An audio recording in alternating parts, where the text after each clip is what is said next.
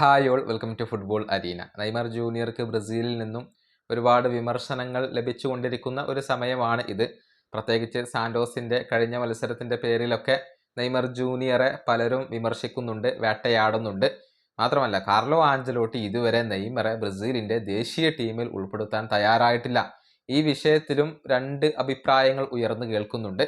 ഏതായാലും കാസമിറോ ഇതുമായി ബന്ധപ്പെട്ടുകൊണ്ടുള്ള തൻ്റെ ഒരു അഭിപ്രായം പങ്കുവച്ചിട്ടുണ്ട്. അതായത് നെയ്മർ ജൂനിയറെ വേൾഡ് കപ്പ് ടീമിൽ ഉൾപ്പെടുത്തണം എന്ന് തന്നെയാണ് ഇദ്ദേഹത്തിൻ്റെ അഭിപ്രായം. നെയ്മർ ജൂനിയർ ഉണ്ടെങ്കിൽ, അദ്ദേഹം ഫോമിലാണെങ്കിൽ ബ്രസീലിന് വലിയ ഒരു മുതൽക്കൂട്ടായിരിക്കും എന്നാണ് കാസമിറോ പറഞ്ഞിട്ടുള്ളത്. അതായത് ബ്രസീലിന് ഒഴിച്ചുകൂടാനാവാത്ത ഒരു ഘടകമാണ് നെയ്മർ എന്നും അദ്ദേഹം പറഞ്ഞിട്ടുണ്ട്. കാസമിറോയുടെ വാക്കുകൾ ഇങ്ങനെയാണ്: ഏതൊരു ദേശീയ ടീമിന്റെ സ്ക്വാഡിലും ഒഴിച്ചുകൂടാനാവാത്ത ഘടകമാണ് നെയ്മർ ജൂനിയർ. നെയ്മർ ഫോമിലാണെങ്കിൽ വേൾഡ് കപ്പിൽ ബ്രസീലിനെ സംബന്ധിച്ചിടത്തോളം വളരെ പ്രധാനപ്പെട്ട ഒരു ഘടകം അദ്ദേഹം തന്നെയായിരിക്കും.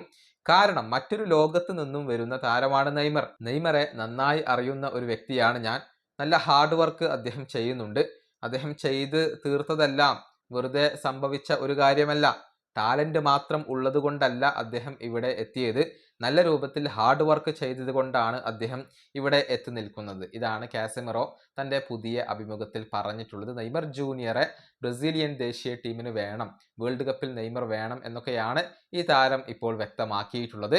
നിലവിൽ നെയ്മർ ജൂനിയർ പരിക്കൊക്കെ മാറി സാന്റോസിന് വേണ്ടി കളിച്ചു തുടങ്ങിയിട്ടുണ്ട്. പക്ഷേ ആഞ്ചലോട്ടി അദ്ദേഹത്തെ ബ്രസീലിൻ്റെ ടീമിൽ ഉൾപ്പെടുത്തിയിരുന്നില്ല. ഇനിയിപ്പോൾ മാർച്ച് മാസത്തിലാണ് അടുത്ത ഇന്റർനാഷണൽ ബ്രേക്ക് ഉള്ളത്. അപ്പോഴേക്കും നെയ്മർ ജൂനിയർ സജ്ജമാകുമോ എന്നുള്ളതൊക്കെ കാത്തിരുന്നു കാണേണ്ട കാര്യമാണ്. ഈ വീഡിയോ അവസാനിപ്പിക്കുന്നു. അടുത്തൊരു വീഡിയോ കൊണ്ടും കാണാം.